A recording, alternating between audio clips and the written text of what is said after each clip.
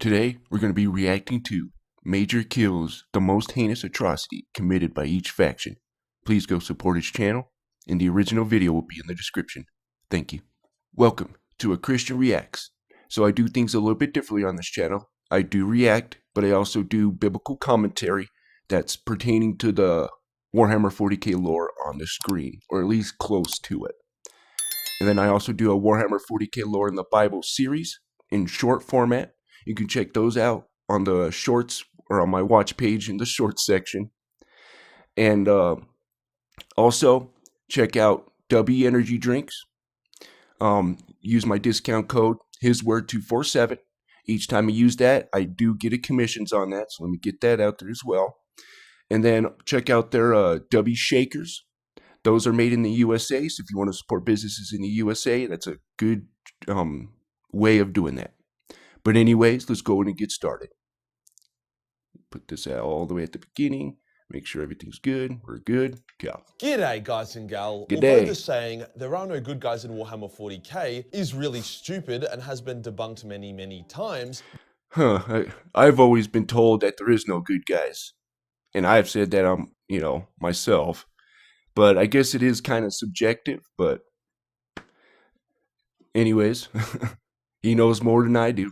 That doesn't mean that even the nicest factions haven't partaken in their share of atrocities, whether it be genocide against their enemies, extreme level of war crimes to achieve victory, or something selfish and sinister on a wider scale. Even the best boys have been naughty from time to time, but that begged the question, what was actually the worst atrocity committed? What was the worst thing each faction has actually done? Before we get started, I've read your messages and heard your pleas. I've heard the, Majorkill, I'm getting paid next week. Can you please extend the KG Taurus Cyber Dynasty sale? So after chatting with Dungeons and this was a Dreadnoughts, year ago, so they it's agreed not to even allow me going on to do a anymore. 48-hour restock that is available now. For those that have been the scale of an atrocity is hard to quantify. If you skin 1 million babies and then beat their mothers to death with the still living flayed babies, is that more of an atrocity than nuking a world and killing 100 million people? 50 times more people die in the nuclear fire, but most people would probably say that the baby thing is a bigger atrocity. There's an element of malice and sadism that plays a part. So with that in mind, it should help us determine which atrocity the Imperium of Man has committed is the worst. And fuck me, they've committed a lot. See, whilst they have exterminated a lot of worlds, disclaimer. 99% of the time, it was because there was no other option. As much as the memes like to say, the Imperium doesn't just exterminate shit for the lols. At least not most of the time. During the Great Crusade, only a select... And of course, I'll probably bring up some of those scriptures too, but there's an exterminatus event, of course, in the Bible, but I'm sure you guys know what I'm going to be talking about. Few ships were allowed to carry exterminatus tier ordnance on board, and it was a big deal when it was used. Sure, Inquisitor Cryptman exterminatusing a bunch of Imperial worlds to slow down the Tyranids was horrific, but it was actually a good idea. Those worlds were fucked anyways, so either deny their biomass to the Nids, or let the Nids gorge themselves and become more powerful. So I wouldn't call his string of apocalypses as a terrible atrocity. The xenocide of various alien races was also pretty bad, but in many cases the aliens were very hostile, and the Imperium was either conquering new territory or getting revenge for the aliens' hostility during the Age of Strife. In some cases, peaceful xeno races were spared and turned into vassal or client states. No, the worst atrocity the Imperium has ever committed was the deliberate infection of a populated Imperial world with the gene stealers in order to study them, resulting in the world's infection and then their subsequent deaths as the gene stealer cults got out of control and the world had to be exterminatus. The kicker is that the Inquisition deliberately infected one of its own via her getting raped in order to then extract her and study her. The loss of the world was incredibly unnecessary and stupid. They could have done much more controlled experiments or just studied one of the worlds that they already knew to be infected, rather than literally just dooming an untouched one. Overall, an incredible loss of life and resources in a pretty brutal way for next to no gain. In my opinion, the Imperium's worst atrocity, especially when you consider the amount of sexual violence involved in a... Boy. Yeah, that's the Warhammer 40k universe there for you. You know, I will never understand, I guess, why your adrenaline's going and all that, but you gotta be sick in the head, man, to do that to anybody. Whether you're a woman doing it to a man or a man doing it to a woman, man. That's just, have some discipline, But anyways, gene stealer infestation. The Eldar aren't huge on genocide or blowing planets up, but they are manipulative little shits that would rather watch an entire human world burn than let one Eldar die. So it's probably no surprise that the rise of Ghazghkull, the greatest orc to live in over 10,000 years, and a dude who has caused the death of billions of humans, as well as making orcs once again a galactic threat, only exists because of the Eldar wanting to save a few thousand. Okay, here we go. I'm sorry that took forever, but anyways. So now this Day of the Lord, people like to contribute it to the rapture, all that stuff, but no, it's not. In Zechariah or Zephaniah and stuff like that, it talks about how the Day of the Lord is a day of destruction, a day of wrath. It's basically the day of wrath. Okay, that's also called the Day of the Lord. But anyways, 2 Peter 3:10. We'll just do through 11 there. But the day of the Lord will come as a thief in the night, in which, ready? Does this sound like the rapture to you? In which the heavens shall pass away with a great noise, and the elements shall melt with fervent heat. The earth also, and the works that are therein shall be burned up. Seeing that all these things shall be dissolved, what manner of persons ought ye be in all holy conversation and godliness? So, there's the exterminatus event, right? Where God destroys the whole world and everything in it and then remakes it anew. Now, I have my different opinions at mainstream, but we won't get into that. Of their own kind. Thus, the creation of Ghazghkull was the Eldar's greatest atrocity. See, Eldrad had foreseen that the orcs were going to attack the Eldar and kill thousands. However, if the Eldar manipulated events so that Ghazghkull would rise to become a war boss, he would instead direct the orcs to Armageddon to kick off those big-ass wars with the humans. So the Eldar did that as they are selfish bastards. Ghazghkull has caused the death of a shitload of people, deaths that could have been avoided if the Eldar just copped a few thousand of their own lives. Yeah. Thus, any atrocity that true. Ghazghkull commits is actually committed by the Eldar due to their own selfishness. Now you could argue Alright, so of course I gotta bring this up when talking about the Eldar and all them. Right? So Proverbs 30:13, there is a generation, oh how lofty are their eyes, and their eyelids are lifted up, you know? Like you see elves, they're a little bit different, unlike this guy here, but usually elves, their eyelids are a little bit lifted up more than ours, right? But anyways, but this is also in my opinion, talking about vampires. Because there's a generation whose teeth are as swords, and their teeth or jaw teeth as knives, to devour the poor from off the earth and the needy from among men. And of course, the horse leech had 2 daughters crying, give, give. There are 3 things that are never satisfied. Yea, 4 things say not, it is enough. So there you go. But anyways. that the Eldar's galactic blood orgy which birthed Slaanesh was actually their worst atrocity, since Slaanesh is the literal god of rape, and rape is bad. However, that was more so the Eldar being a bunch of retards than actively attempting to create a rape god. You gotta remember that intention has a big part in an atrocity. If you just wanted to have a hectic drug-fueled orgy, but then you birthed a chaos god as an accidental side effect, then it's not really an atrocity. The Tau aren't really known for their war crimes and atrocities. They are pretty sensible and don't really see the point in blowing up worlds and genociding races. They have gotten a bit more brutal and sinister as of late, but their policy of diplomacy first, war second is still in effect. However, that doesn't mean they haven't done. You know, I guess you could kind of say, the Tau are good guys, but if you don't adhere to the greater good, you're kind of subjected, right? Or destroyed. So, I guess you could say they're good guys, but more good than a lot of the other factions in Warhammer 40k. So, but anyways. Some bad shit. During the Tau's attempt at warp travel, they didn't realize that you needed. And I'm sorry, guys, for the language. The R word is gonna be it's gonna have fun with this video. But anyways, I apologize. I will have a disclaimer at the beginning. A Gellerfield, hence they jumped into the warp without one, and all the human crew on board the ship died instantly. However, the Tau's dim souls went unnoticed by the warp creatures, hence they were able to survive. However, due to their horror, a Tau-like warp god appeared to them and saved them, bringing them back to real space. They were horrified as this Tau god was an abomination. It was the manifestation of the greater good, however the greater good wasn't supposed to be a religion or have a god. It was a way of life, a philosophy. To see it corrupted like this as a result of the belief belief of human auxiliaries within the Tau Empire was abhorrent. Hence, these Tau that survived became extremely hostile to humans within the Tau Empire. Now onto the Atrocity. During a You can't really blame them, right? You can't really blame them. Gotta love humans. Always screwing things up, right?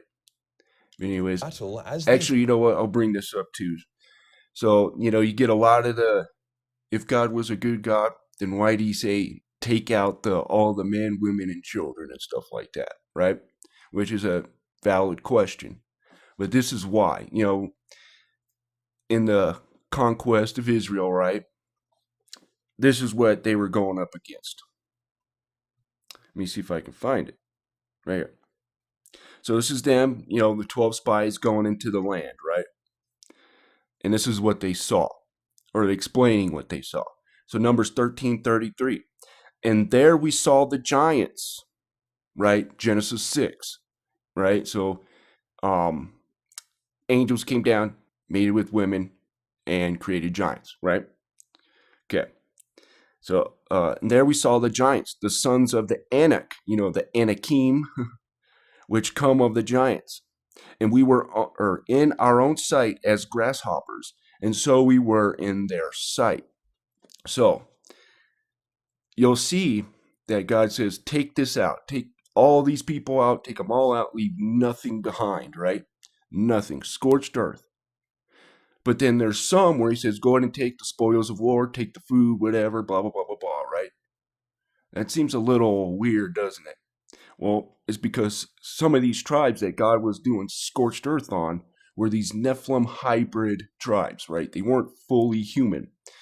And in Genesis 3:14 and 15, it talks about how I will put enmity between thy seed, or the serpent seed, right? Which isn't Cain, by the way. There's a lot of Christians out there who say it's Cain. It's not. It literally says that God, or it's talking about Eve, he says, I got a man from God. So he's not the serpent seed, okay? The serpent seed are these Nephilim and these giants and then these weird animal-human hybrids, right? That became the demons, by the way. But anyways, so that's what they were going up against. So they were, and isn't it odd they were all congregating around this land of God, right? All these giants and all these tribes, and then after that, they're dispersed kind of, and you see them all in America. There's Native Americans who have giant stories, right? And all that stuff, some in Africa. But anyways, I digress. That took a little too Tau long. arrived to reinforce some human auxiliaries en route, the Tau turned on their allies and betrayed them, brutally massacring both the humans and the Kroot. As we know, the Kroot are pretty terrifying, but overall Yeah, are they are. massive bros, steadfast, honourable, and loyal. So yeah, sure, kill the humans, but leave the Kroot out of this. The scene is from the perspective of one of the humans, as his reaction of relief turns to horror, as the Tau butcher his friends and comrades, relishing in the slaughter. It ends with him getting blasted apart by a battlesuit, as the Tau pilot says he must be purged. While this wasn't a widespread world-ending genocide, it still involved betrayal, genocide, extreme violence, and a massacre, all because of a couple Tau that was so angry. This was as much of an atrocity as the Tau are capable of.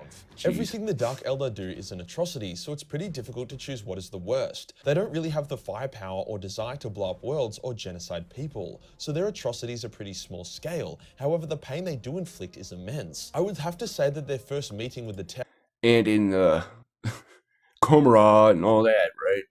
Where they take slaves and BDSM, we'll just say. But anyways. Tau was their greatest atrocity. Basically, the naive Tau saw the spiky Elder and were like, yo, can we hire you to help us kill Tyranids? And the Dark Elder were like, sure, but that'll cost you a bunch of Tau, because, a cultural exchange. The Tau agreed, and the two forces fought against the Tyranids and won. However, the Tau realized that the new warriors the Dark Elder were using against the Nids were actually the fused flesh of the still living Tau that had been handed over. Alright, so of course, we're talking about the Tau. So this is Revelation 16:13, and 14. And I saw 3 unclean spirits like frogs. Sounds like the aliens, doesn't it? Come out of the mouth of the dragon, out of the mouth of the beast, and out of the mouth of the false prophet. For they are spirits of devils, working miracles, which go forth unto the kings of the earth, That's exactly what they're doing, aren't they, right? In my opinion. Given technology, and this is why. To the kings of the earth and of the whole world, to gather them to the battle of the great day, there's the day again, of God Almighty. And here we go. Behold, I come as a thief. Just like he said, the day of the Lord will come as a thief, right? It's not the rapture. But behold, I come as a thief. Blessed is he that watcheth and keepeth his garments, lest he walk naked. And he gathered them together into a place called the Hebrew tongue Armageddon, right? The hill of Megiddo, which this is a very interesting spot, Megiddo. There were a lot of things, like you see Deborah fought a battle there. She wanted it there, which is very interesting. There might be and even the pagan side of things, there were a lot of stuff happening there. So there must be like this portal there, right? Or some kind of weakening of the veil, which is interesting. But anyways, I digress. Still lucid and in incredible agony. The Tau were horrified. They had just handed over their own people for them to then suffer a fate worse than death. The Tau tried to fight the Dark Eldar in revenge, but the Eldar simply avoided them, went to an undefended Tau world, kidnapped its population, and then raped them all to death. So yeah, that was pretty fucking bad. The motive behind all of this wasn't even that justifiable. It was literally all for a laugh. To make matters worse, the Tau then attacked Craftworld Eldar, not being able to tell the difference between the two types, causing a violent war between the Tau and the Craftworlders that was really only due to the Dark Eldar's atrocity. Overall, a mega dick move that ended up being quite devastating. Some people argue that the orcs can't commit atrocities because they aren't malicious creatures, but that is some serious bullshit. Yeah. Orcs are often very malicious and know that they are causing pain and suffering. There are scenes of orcs pulling people limb from limb in front of their families for a laugh, smiling sadistically as they do so. However, I'll need to answer the orcs' atrocity question a bit differently, and say that the worst atrocity the orcs commit is whenever they take prisoners. Orcs treat their prisoners like actual shit 100 out of 100 times. They barely feed them, and when they do, it's often their own shit. They work. And it's you could kind of look at it as the Japanese, man, where if you're taken prisoner, you're a weakling, right? And you didn't take the right way out, basically. So they treat you like a dog, right? Well, even worse than a dog, actually. But anyways.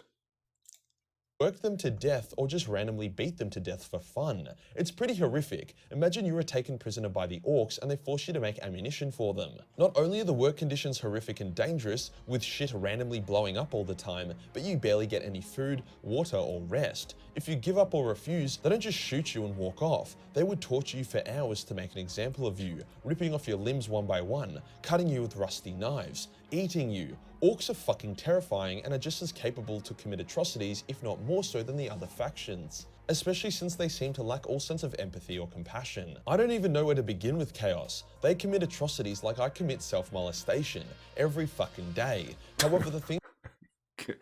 Okay. So, of course, talking about the orcs, I know I bring this up all the time, but might as well for the new people. Joel 1:6. For a nation has come up upon my land, strong and without number, whose teeth are the teeth of a lion, and he hath the cheek teeth of a great lion. Doesn't that sound like an orc? Very interesting. Now, of course, they would be Nephilim, right? You know, this animal-human hybrid stuff, from my opinion, anyways. So, very interesting. The thing about Chaos is that often those atrocities have a purpose, even if that purpose... And of course, like I said, the demons in Enoch, or first Enoch, I should say, or the Nephilim are described as the demons, right? Because their spirits were made on earth. They weren't made in heaven or comes from heaven or whatever. So they're stuck here on earth. And they became the evil spirits. And they don't like us because they're supposed to be us, right? They were supposed to supplant us, which is why God is very harsh when it comes to that, right? Because of that Genesis 3:14, right? It says that, or I don't know if I finished that. Sorry. But it says that I will put enmity between thy seed and the seed of the woman. So this person who's coming from the seed of the woman is going to bruise his head, it says, right? So if you have something prophesied against you, you're going to do whatever to stop that, right? To stop that person from being born. That's why you see the firstborn always getting attacked all the time, right? So, and that's who the seed of the serpent is, these demons, these, Nephilim hybrid stuff, right? But anyways. Oh no. Did not mean to do that. Oops. Molestation every fucking day. However, the thing about chaos is that Hey, often those atrocities have a got it to where it was. even if that purpose is as simple as praising their patron god and gaining power. They don't often just do it just cause. Even when Talos and his Night Lords skinned a world's populace to death and then brutally massacred all of their astropaths, including the children, it was to fuck with the Imperial's local warp area and sabotage them. I'm not touching anything, man. However, probably the worst thing Chaos has done is Abaddon destroying Cadia and then splitting open the galaxy with the Great Rift. Sure, it had a huge strategic advantage, but it also doomed thousands of worlds to be consumed by raw warp energy, mutating countless trillions of people into abominations as demons devoured their souls. Men, women, children, no one was spared. Many worlds now found themselves cut off from warp travel on Imperium. I'm sure they probably get powered by that, right? The psychic energy and chaos and all that. Let me know if that's what happens or not. It probably does, but anyways. Nihilus, which is a death sentence for mining worlds or worlds where off-world food imports kept them alive. In other cases, worlds were left undefended, easy picking for sadistic Chaos warbands or Dark Eldar raiders. The Great Rift did a lot more than just give Chaos a strategic victory. It caused massive amounts of suffering, pain, and death on a scale never before seen, not to mention the millions of ships traveling the warp when the Rift opened. Most of those ships would have been overrun with demons or lost forever without the Astronomicon to guide them. The Great Rift was easily the most damaging widespread atrocity Chaos has ever committed. Okay, here's an atrocity that the Nephilim, right? This is where human sacrifice and all that come from, at least in my opinion. Okay, so First Enoch chapter 7, and of course this is Genesis 16, and all others together with them took them wives, and each chose for himself one. These are the Watchers. The Enoch talks about, and Watchers are mentioned in the Bible. And they began to go unto them and defile themselves with them, and they taught them charms and enchantments and blah, blah, blah. Okay.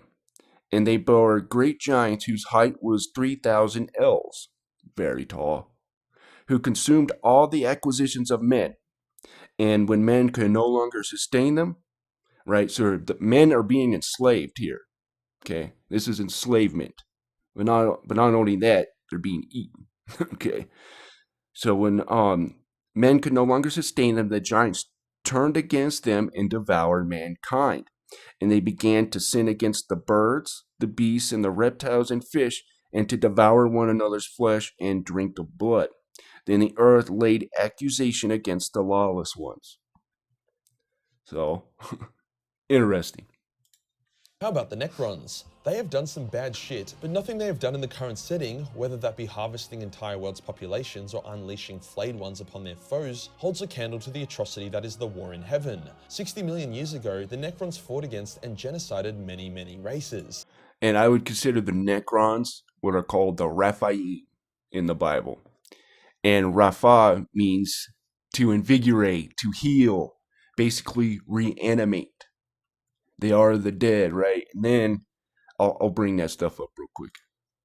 Their war against the Old Ones corrupted the Warp and created the realms of chaos. Their war also forced the Old Ones to create the Orcs, and then the subsequent destruction of the Old Ones meant no one was around that could have gotten rid of the Orcs or unfucked the Warp. It also left the Eldar without their mentors, which resulted in them murder fucking Slanesh into existence. Alright, so this is Job 26:5. Dead things are formed from under the waters, and the inhabitants thereof. And I'll bring up Raphaim, what it means. Hence, you could argue that the Necrons are directly responsible for the Orcs, Chaos, Slanesh, and you could also argue the Tyranids, since the Tyranids only came to the Milky Way due to the Horus Heresy, which only occurred due to Chaos. So pretty much every atrocity ever committed can be traced back to the Necrons, since if the Old Ones were never challenged or destroyed, they would have led an enlightened, peaceful galaxy. I guess I should also start mentioning the Leagues of Votan in this list, since they are a faction. We don't have a crazy amount of lore on these boys yet, and they aren't particularly sadistic or evil. However, they have allowed innocent worlds to be consumed. Alright, so it's a giant, Raphaims, from Rafa in the sense of invigorating a giant, right? And then let's go to the root word, which is Rafa. Okay, this is what it means: to cure, to heal, physician, repair, thoroughly, make whole. Healed physicians become fresh, heals, healing, purified. So very interesting. So Raphaim means the undead, right? The undead ones, or basically the reanimated. And we know that the Nephilim, they're demons, right? But their spirits are the demons, so they can probably keep taking over bodies and stuff like that. Why would a fallen angel want a fallen body like ours when they can live almost forever, right? So why would they want to do that? So the Nephilim, who used to have a body, want that. It says they thirst, they drink, they hunger, but they're still. It's like they're hungry, but even though they're immortal, right? And they have this thirst for all that, so they want to experience that. So that's why the demons take over a human, right? Or possession, right? But anyways, I digress. Consumed by Nids so that they can harvest its minerals afterwards, and you can bet your ass they have mined populated worlds into nothing, dooming its populace. But nothing I've seen yet has been too spicy. And finally, the Tyranids. The Nids' constant consumption of worlds is pretty fucking bad, but is the lion eating the gazelle an atrocity, or just the lion following its instincts and being hungry? Sure, the scale is a lot bigger, but it's the same philosophy. With that logic, I would have to say that the Nids' worst atrocity was the devastation of Baal, as they attacked the Blood Angels not out of hunger or instinct, but pure malice and anger for the Blood Angels whooping their ass in the past. The Hive Mind knew it would lose more biomass than it would gain, but it didn't care. It wanted vengeance. So even though they actually lost the war and were repelled, the millions of people and thousands of Space Marines that were killed was a huge atrocity, as the intentions of the Nids was to cause death, pain, and suffering. Also, if the Nids won, they would have made it to the corpse of Sanguinius and then eaten it, and that would have been the most atrocious thing in the entire. Alright, so here's that. Remember that Locust army in Revelation? But Joel gives us more into it, right? And also talks about the day of the Lord. So blow the trumpet, or this is Joel 2. Blow ye the trumpet in Zion, and sound the alarm in my holy mountain. Let all the inhabitants of the land tremble. Ready? For the day of the Lord cometh, for it is nigh at hand, a day of darkness. Again, does that sound like a rapture to you and a good thing? But anyways, a day of clouds and a thick darkness, as the morning spread upon the mountains. A great people and strong. There hath not been ever like, or the like, neither shall be any more after it, even the years of many generations. A fire devoureth before them, and behind them a flame burneth. The land is as the Garden of Eden before them, and behind them a desolate wilderness. Sounds like the Tyranids, doesn't it? Yea, and nothing shall escape them. The appearance of them is as the appearance of horses and of horsemen. So shall they run, like the noise of chariots. See, it's the locust army that's coming up, right? Not helicopters, by the way. Chariots on tops of mountains shall they leap, like the noise of a flame of fire that devoureth the stubble, as a strong people set in battle array. Before their face people shall be much pained. All faces shall gather the blackness, and they shall run like mighty men, and they shall climb like the men of war. So this mighty men is also talking about that they can run like the Nephilim. What's interesting, I can't remember which tribe, some Native American tribe. I think it's either the Anasazi or the Navajo. Might be the Navajo. I'm not 100% sure on that. But I know they have a story where they talks about these giants. They could run fast, pick up a buffalo, tear its leg off, eat it while they're still running, right? So, anyways. So they shall run like mighty men, and shall climb a wall like men of war. And they shall march every one on his ways, and they shall not break their ranks. Neither shall one thrust another, and they shall walk every one on his path. and when they fall upon the sword, they shall not be wounded. Interesting. They shall run to and fro in the city, and they shall run upon the wall, and they shall climb upon the houses. Men don't do that, by the way. They shall enter in at the windows like a thief, and the earth shall quake before them, and the heavens shall tremble. The sun and the moon shall be dark, and the stars shall withdraw their shining.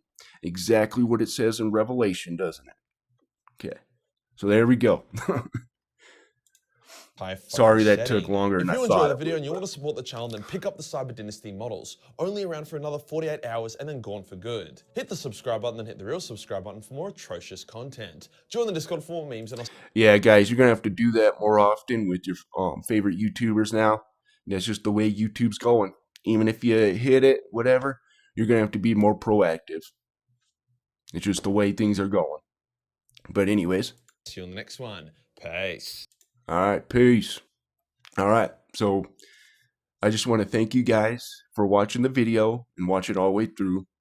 I want to thank everybody who liked the video, and if you disliked it, thank you for at least giving me a chance. And again, guys, please check out W Energy Drinks. They've been awesome, you know, asking all my questions. And I do want to say that their tubs they're not filled with fillers or multidextrin or anything like that, and it's more concentrated and all that. So anyways, I just want to thank you guys. You guys have been very awesome, and thank you for that last short. You guys hit it out of the park on that one, so thank you guys. But anyways, you guys have a wonderful day.